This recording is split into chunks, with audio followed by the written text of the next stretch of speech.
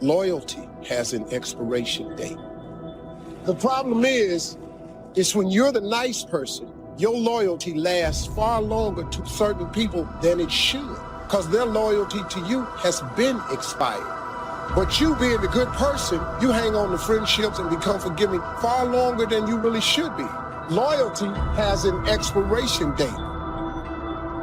I came to talk to you as living creatures who have found restrictions in the place that you once found nurture and found yourself imprisoned by narrow thinking people and narrow thinking circumstances and narrow evolving predicaments. I came to tell you that you cannot feed in one realm and stay in that realm, that if you get enough on the inside of you, you will find a discomfort in staying in the dimension that you once lived in. And I came to prepare your hearts and minds. If you're not prepared to go through some bloody stuff and some stinky stuff and some dirty stuff, you don't want to keep feeding on this kind of word, because if you feed on this kind of word, it will open up your mind and open up your thinking and open up your ideas and open up your concepts until all of a sudden you are uncomfortable in what you were once comfortable in.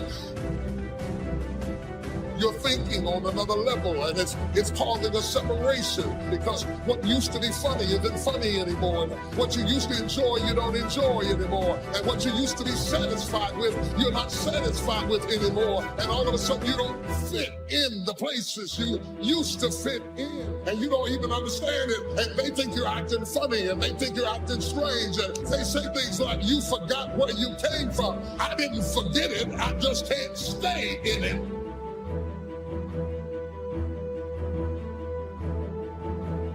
God don't like you to surround yourself with people, things, and situations that's going to stop you from reaching the level of success that God has destined you in your career to get to. That's why God gave us free will. God gave us a choice.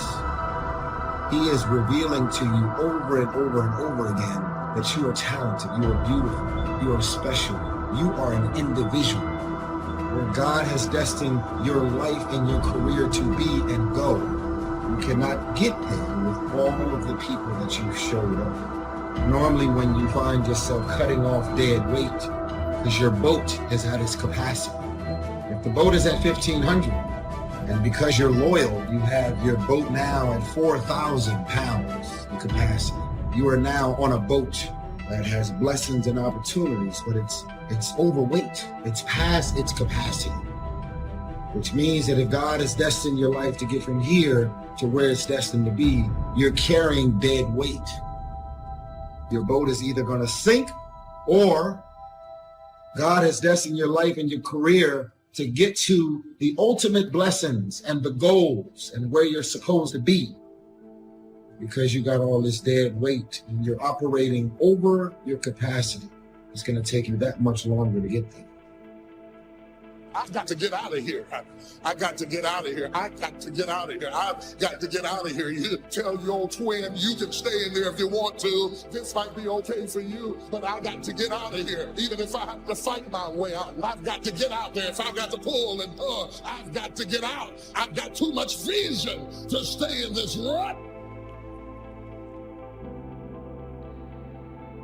I want to talk to you today about connecting with the right people.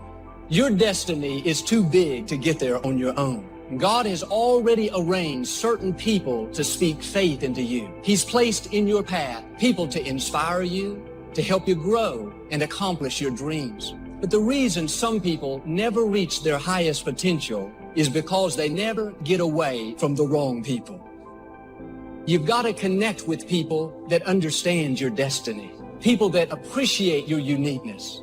People that can call forth your seeds of greatness. Not people that are always pushing you down, telling you what you can't become, never giving you their approval, no matter how good you do. Life is too short to drag people along. If you will get the wrong people out of your life, then God will bring the right people into your life. And some of you, the only thing that's holding you back is your inner circle. The people that are closest to you, they're with you, but they're not really for you. You're constantly having to persuade them that you're okay and convince them to get on board. You're spending all your time and energy on someone that doesn't understand your destiny. I'm going to change where I change. I'm going to transition where I transition. Ready or not, here I come. Like it or not, here I come. Celebrate me or not, here I come. The hardest thing to do, the hardest thing to deal with, the hardest thing to manage, the hardest thing to put up with is transition. The thing we hate the most is transition. We hate it because it takes us out of our element. It takes us out of our comfort zone. It takes us out of the place where we are secure and we've learned how to manage and control everything. You cannot control everything when you are in transition. It is what it is. It happens like it happens. I can't get my hair done and do it. I can't be pretty about it. I've got to come out any way I can. I'm in transition. I can't meet with the board or get everybody to approve it. When my water breaks, get ready. Here I come. Touch it and say, move. Move. I'm grown out of this spot. Move. I'm coming into another dimension. Move. I see a door opening for me. Move. Born again, again, and again, and again. Because if you look back over your life, every so often, every so many days or situations or circumstances, you find yourself in a world that's too small and too tight and too limited, and you have to go through a birthing process from one dimension to get into the next dimension, and you are being born again and again. You get comfortable, and as soon as you settle all in and say, now I got my life all nice and neat, and I finally got it just the way I want it, and oh, I've arrived, and I've reached my destination, and then you look around, and the world begins to lurch, and all of a sudden you have to recreate yourself and find yourself starting all over again. You were sure yourself over here, but now you're a student again over there. You knew how to do this, but now you're learning again how to do that, and you are born again. Here's what leadership is. The challenge to be more than mediocre. The challenge to step up to a new level, a new dimension. And here's what this new dimension has. Opportunity and responsibility. But who wouldn't want the responsibility along with the opportunity if it builds an extraordinary life? You wouldn't want it any other way. The refinement of leadership. Make this list. Learn to be strong but not rude. Some people mistake rudeness for strength. Rudeness we don't need. Strength we do need. Here's the next one. Learn to be bold but not a bully. We need to boldly seize the day, boldly seize the opportunity, boldly seize the chance. But we don't need bullies. We don't need anybody to push anybody around. There's a whole new level of leadership. A new method of leadership. Here's what it is. Leadership by invitation. Not leadership by threat, not leadership by intimidation. That now shows the weakness of the leader. That now shows ego at work instead of skills. But it's leadership by invitation. Invite somebody to a better way of doing things. Here's what else it's called. Leadership by inspiration. Inspiring somebody to make the necessary changes to move up or to get the job done. As leaders, we inspire. As leaders, we entice. As leaders, we invite, entice, inspire, not threaten. New kind of leadership. Be bold but not a bully. Next, be kind but not weak. Some people mistake weakness for kindness, and it's a great mistake. Kindness isn't weak. Kindness is a certain unusual strength. But don't say, I must be weak in order to be kind. The answer is no. Sometimes you have to be unusually strong to be kind. Somebody coined the expression, tough love. Love that really tells the truth and levels, sometimes with a broken heart, but whatever has to be said, has to be said. Kind but not weak. Here's another one that's excellent. Be thoughtful but not lazy. We need to give thought, but we also need to take action. As you grow up and get older, you start realizing what actually makes sense for your life and what don't make sense for your life. You may revisit the things that don't make sense for your life occasionally sometimes, but that's when you decide that you want to have that But for the most part, because I grew up with my brothers and sisters, doesn't mean that we're actually going to walk in the same path. Because I have my friends that I grew up with doesn't mean that we're going to move and walk and have our lives, family, mind state, career choice, the way we think, the way we move, moving in the same direction. Some of y'all are loyal. Have this power struggle with this concept called loyalty. You're so loyal. You're watching your career and your life and your surroundings crash and burn because you're being loyal to those friends. They're insecure and threatened by you, and anything that you do and any move that you make, they ask you questions like, yo, what you got going on? And they seem to be curious. But as soon as you share that information deep down inside, they are angry, mad, and jealous and envious about anything that you have going.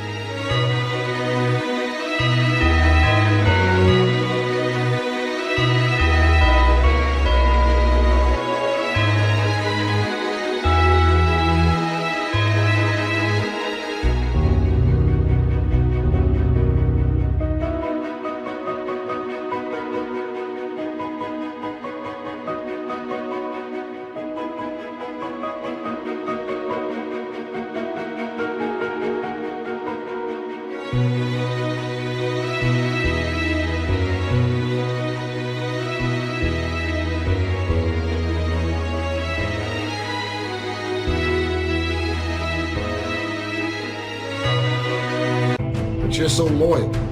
You're so emotionally tied to these people that you found yourself being committed to because you grew up with, because you know, because they have the same blood as you. You hold on to things that don't make sense for the new season of your life. But because you actually know them, because you're comfortable with them, because you're used to it, because they may know all of your business and your secrets, you hold on to dead weight. People are in your life for a reason. Other people are there for a season. But it's important to recognize when people's seasons are over. I found some people you have to love from a distance. They're still my friends, but they're not in my inner circle. Don't cast your pearl among swine. You could say your pearl is your gift, your personality. It's who you are. When you get around true friends, people that really believe in you, they won't be jealous of your gifts. They won't try to talk you out of your dreams. It'll be just the opposite. They'll help you develop your pearl, polish your pearl, enhance your pearl, grow your pearl. In other words, they'll give you ideas. They'll help push you further along. You shouldn't stay around people that don't value your gifts and appreciate what you have to offer. That's casting your pearl among swine.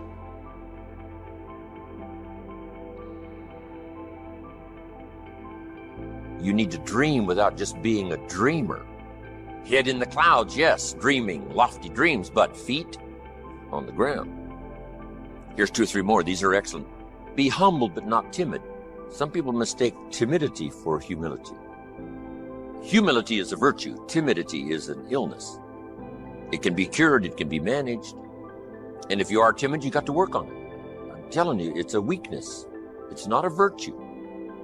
But you must turn your timidity into strength and keep working on it and keep working on it until finally you have driven it into such a small corner that it does not devastate your life anymore. But humility is a virtue. Expands your ability to understand the vastness of it all and how small we are in relation to everything. Humility that causes you to get on your knees and talk to a child without any fear how you look. Humility to understand, yes, humans are unique, but in the vast space of it all, we're all pretty small. Yes, we know, but what we don't know is so much greater than what we do. Here's a couple of more. Be proud without being arrogant.